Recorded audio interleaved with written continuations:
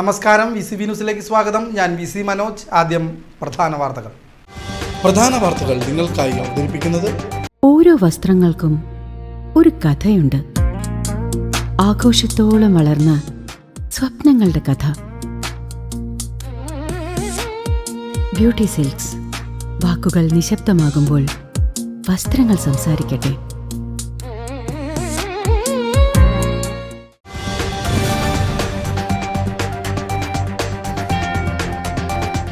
Pension വിതരണം തടസ്സപ്പെടുത്തിയതിൽ കോൺഗ്രസ് മന്ത്രിക്ക് പരാതി നൽകി.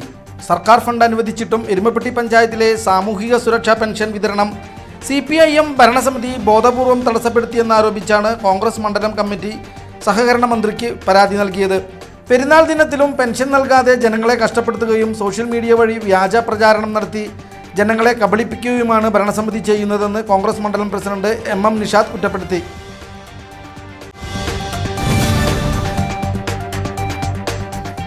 തൃശൂർ മെഡിക്കൽ കോളേജിൽ വനിതാ PG ഡോക്ടർക്ക് പാമ്പ് കടിയേറ്റു. PG വിദ്യാർത്ഥിനി 24 വയസ്സുള്ള ശ്രേയയ്ക്കാണ് കാർ പാർക്കിംഗ് ഏരിയയ്ക്ക് സമീപം വെച്ച് പാമ്പ് കടിയേറ്റത്. കാർ പാർക്ക് ചെയ്ത ശേഷം ആശുപത്രിയിലേക്ക് നടന്നു വരുന്നതിനിടെ സമീപത്തെ കുറ്റിക്കാട്ടിൽ നിന്നും ഇഴഞ്ഞു വന്ന പാമ്പ് ഡോക്ടറെ കടിക്കുകയായിരുന്നു. നിലവിൽ അത്യാഹിത വിഭാഗത്തിലെ നിരീക്ഷണ മുറിയിൽ പ്രവേശിക്കപ്പെട്ട ഡോക്ടർ അപകടനില തരണം ചെയ്തതായും ആശങ്കപ്പെടേണ്ട സാഹചര്യമില്ലെന്നും ആശുപത്രി അധികൃതർ അറിയിച്ചു.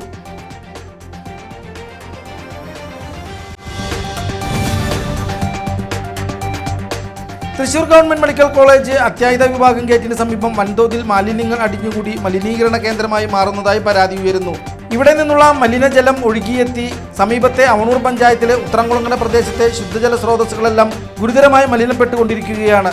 ഗേറ്റിന് മുന്നിൽ തമ്പടിച്ചിരിക്കുന്ന തെരുവ് കച്ചവടക്കാർ തള്ളുന്ന മാലിന്യങ്ങൾ അടിയന്തരമായി നീക്കം ചെയ്ത് പരിഹാരം കണ്ടില്ലെങ്കിൽ മാരകമായ പകർച്ചവ്യാധികൾ പടർന്നു പിടിക്കുമെന്ന ആശങ്കയിലാണ് നാട്ടുകാർ.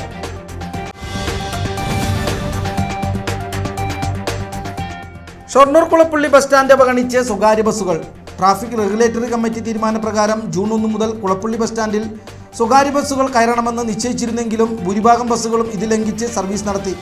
രാവിലെ പോലീസ് പരിശോധനയുള്ളപ്പോൾ സ്റ്റാൻഡിൽ കയറിയ ബസ്സുകൾ ഉച്ചയ്ക്ക് ശേഷം പഴയതുപോലെ പുറത്തുകൂടി യാത്ര തുടർന്നത് കാരണം മണിക്കൂറുകളോളം കാത്തുനിന്ന യാത്രക്കാർ വലിയ ബുദ്ധിമുട്ടിലായി.